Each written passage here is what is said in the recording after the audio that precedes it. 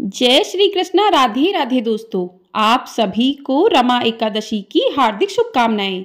आज की वीडियो में आप जानेंगे साल 2024 में रमा एकादशी का व्रत कब किया जाएगा, व्रत का पारण कब करना चाहिए, एकादशी तिथि कब से प्रारंभ हो रही है, कब समाप्त हो रही है, क्या व्रत 2 दिनों तक रखा जाएगा, इस दिन कौन से उपाय करने चाहिए जिससे भगवान विष्णु की कृपा प्राप्त कर सके। तो आप सभी लोग वीडियो में बने रहिएगा और वीडियो को पूरा जरूर देखिएगा। तो एकादशी व्रत साल में 24 रखे जाते हैं और प्रत्येक महीने में 2 एकादशी व्रत आते हैं, पहला कृष्ण पक्ष में और दूसरा शुक्ल पक्ष में। तो कार्तिक मास के कृष्ण पक्ष की एकादशी को रमा एकादशी कहा जाता है। इस दिन भगवान विष्णु और मां लक्ष्मी का विधिवत पूजन करने से भक्तों को अनंत पुण्यों की प्राप्ति होती है। रमा एकादशी का व्रत करने से भक्तों को पापों से छुटकारा मिलता है और घर में सुख समृद्धि का आगमन होता है। इसके अलावा जीवन में आने वाली सभी तरह की बाधाएं दूर होती हैं और जीवन में कभी भी धन की कमी का सामना भी नहीं करना पड़ता है और सदैव तिजोरी भरी रहती है, क्योंकि कार्तिक महीने में एकादशी पड़ने के कारण इस एकादशी का महत्व और अधिक बढ़ जाता है। कहते हैं कि भगवान श्री कृष्ण ने रमा एकादशी के बारे में युधिष्ठिर से कहा था कि इस एकादशी का सच्चे मन से व्रत करने से भक्तों को वाजपेयी यज्ञ के बराबर फल मिलता है।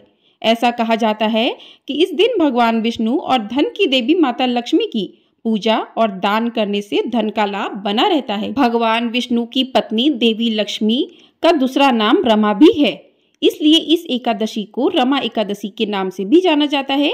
मान्यताओं के अनुसार इस एकादशी के व्रत और पूजा से व्यक्ति को जीवन में किए गए पापों से मुक्ति मिलती है और यह व्रत पापों का नाश करने वाला भी माना गया है।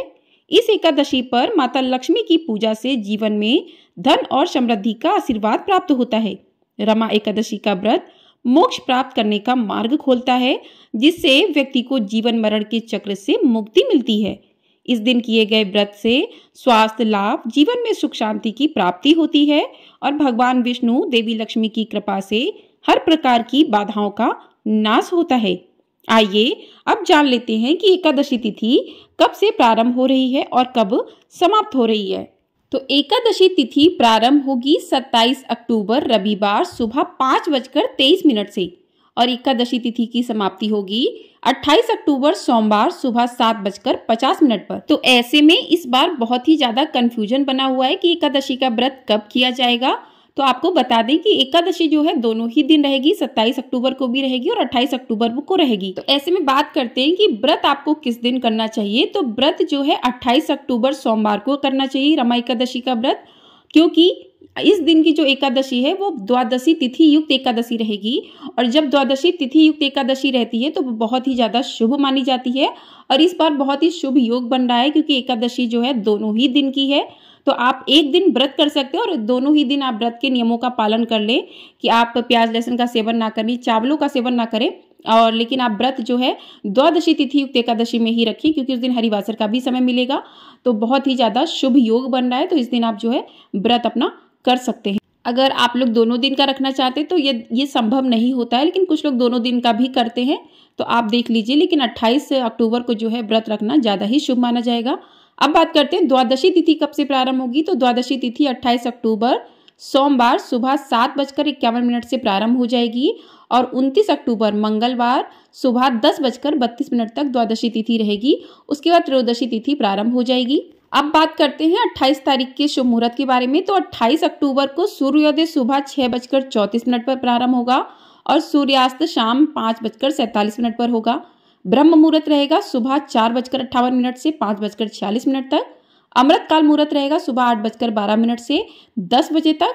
अभिजीत मुहूर्त रहेगा सुबह 11:48 से 12:33 तक और राहु काल रहेगा सुबह 7:30 से 9 बजे तक। तो ये मुहूर्त रहेंगे। शुभ मुहूर्त में आप भगवान विष्णु और माँ लक्ष्मी का पूजन कर सकते हैं। अभिजीत मुहूर्त है, ब्रह्म मुहूर्त है। उसके बाद बात करते हैं 29 अक्टूबर के मुहूर्त के बारे में।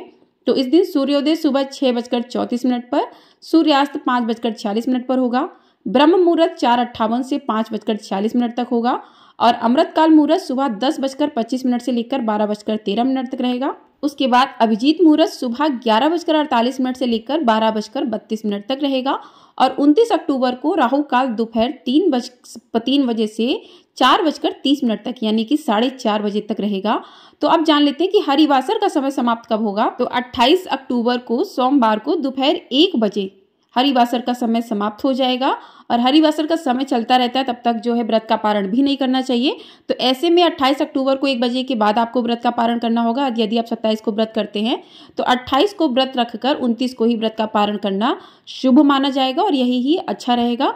तो पारण करने का शुभ मुहूर्त क्या रहेगा? 29 अक्टूबर मंगलवार को सुबह 6:34 से लेकर 9:35 तक का व्रत का पारण का शुभ मुहूर्त रहेगा। तो इस शुभ मुहूर्त में आप अपने व्रत का पारण कर सकते हैं। तो व्रत का पारण जो है आपको भगवान की पूजन के बाद ही करना है। तो सुबह उठकर आप पूजन करें भगवान का, पूजन करने के बाद दान करें और दान करने के बाद ही व्रत का पारण करना चाहिए, क्योंकि एकादशी के व्रत में जितना महत्व व्रत का होता है उतना ही महत्व पारण का भी होता है।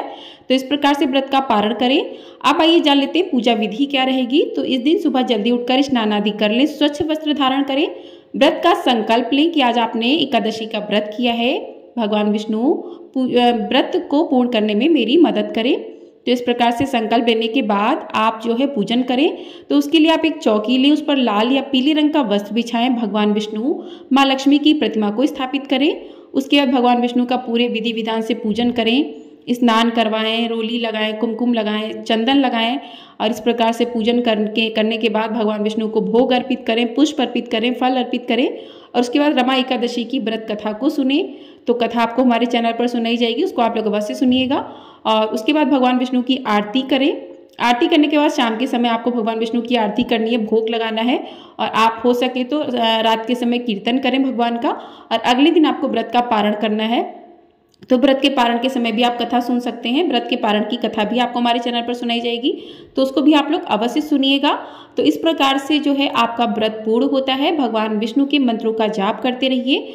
और इस दिन जो है रमा एकादशी पर क्योंकि इस बार जो है एकादशी 2 दिन की है, तो बहुत ही सारे शुभ योगों का निर्माण हो रहा है, शुभ योग बन रहे हैं। तो ऐसे में आप जो है मनोकामना के लिए, कोई भी आपकी मनोकामना है तो विष्णु जी को नारियल के पानी से आप जलाभिषेक करें। और श्री हरि विष्णु को नारियल जो है अति प्रिय होता है, इससे आपकी सभी मनोकामनाएं पूरी होती हैं। तो नारियल के पानी से जो है आप अभिषेक कर सकते हैं।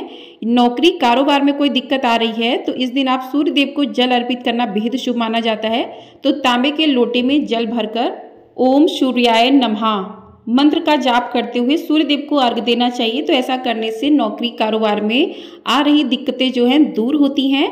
और इस दिन जो है आप भगवान विष्णु का अभिषेक करना बेहद शुभ माना जाता है। तो आप इस दिन दक्षिणावर्ती शंख में कच्चा दूध और केसर के मिश्रण को भरें, कच्चा दूध और केसर मिला लें और ओम नमो भगवते वासुदेवाय इस मंत्र का जाप करते हुए भगवान विष्णु को अर्पित करें। और भगवान विष्णु को शुद्ध जल अर्पित करें, पीले रंग के पुष्प अर्पित करें, पीले रंग के वस्त्र अर्पित करें, विधि विधान से पूजा करें। तो बहुत ही ज़्यादा शुभ माना जाता है इस दिन दूध और केसर से जो है भगवान विष्णु का अभिषेक करना बहुत ही ज़्यादा शुभ माना जाता है। इन उपायों को आप कर सकते हैं। एकादशी के दिन आप भगवान विष्णु माँ लक्ष्मी की कृपा को प्राप्त कर सकते हैं। और इस दिन जो है आपको एकादशी के व्रत में तामसिक चीज़ों का प्रयोग नहीं करना चाहिए, चावलों का प्रयोग नहीं करना चाहिए और आपको झूठ नहीं बोलना चाहिए, कपट नहीं करना चाहिए, किसी से छल नहीं करना चाहिए। इन बातों का ध्यान रखना चाहिए एकादशी के व्रत में। और आपको क्या करना चाहिए तो सूर्य देव को जल देना चाहिए आपको और आपको जो है दान करना चाहिए। एकादशी के व्रत में दान का विशेष महत्व माना जाता है, तो दान आप अवश्य करें, हो सके तो जितना भी जो भी आपकी सामर्थ्य है अपनी सामर्थ्य के अनुसार दान करें। और एकादशी के दिन आपको तुलसी नहीं तोड़नी चाहिए। तो आप जो है 27-28 को तुलसी ना छुएं, ना तोड़ें, क्योंकि एकादशी के व्रत में तुलसी तोड़ना अच्छा नहीं माना जाता है। तो आप शनिवार को ही तुलसी जो है तोड़ कर रख लें, क्योंकि भगवान विष्णु का आप जो भी भोग अर्पित करते हैं उसमें तुलसी होना अति आवश्यक है। बिना तुलसी के भगवान विष्णु अपना भोग जो है ग्रहण नहीं करते हैं। तो इस बार की एकादशी जो है वो बहुत ही खास है, क्योंकि इस एकादशी में हरिवासर का सहयोग बन रहा है। जब हरिवासर का सहयोग बनता है तो वो एकादशी बहुत ही खास मानी जाती है। ऐसे में भक्त हरिवासर में व्रत रखते हैं तो उन्हें एकादशी का अनंत फल मिलता है। तो ऐसे में जो है 28 अक्टूबर को आपको एकादशी में हरिवासर का समय मिलेगा। तो 28 अक्टूबर की एकादशी बहुत ही शुभ मानी जाएगी। तो इस एकादशी में भगवान विष्णु को पीले रंग के वस्त्र और पीले रंग के पुष्प जो हैं अर्पित करना बहुत ही ज़्यादा शुभ माना जाता है। तो हो सके अगर मिल जाए आपको तो आप जो है पीले रंग के वस्त्र और पीले रंग के पुष्प जो है भगवान विष्णु माँ लक्ष्मी को अर्पित कर सकते हैं। तो जो भी व्यक्ति सच्चे मन से रमा एकादशी का व्रत करते हैं उन्हें वैकुंठ की प्राप्ति होती है और सभी तरह के पाप और समस्याओं से मुक्ति मिलती है। तो आपको ये वीडियो पसंद आई है, वीडियो को लाइक शेयर, चैनल को सब्सक्राइब जरूर कर दीजिएगा। आपको हमारे चैनल पर कार्तिक मास महात्म्य की सभी कथाएं सुनाई जा रही हैं। यदि आप उन कथाओं को सुनना चाहते हैं तो आप हमारे चैनल पर जाकर उन कथाओं को सुन सकते हैं। और रमा एकादशी की व्रत कथा साथ ही आरती भी आपको हमारे चैनल पर मिल जाएगी। तो चैनल को सब्सक्राइब जरूर कर लीजिएगा और वीडियो पसंद आई हो वीडियो को लाइक और कमेंट बॉक्स में राधे राधे जरूर लिखिएगा।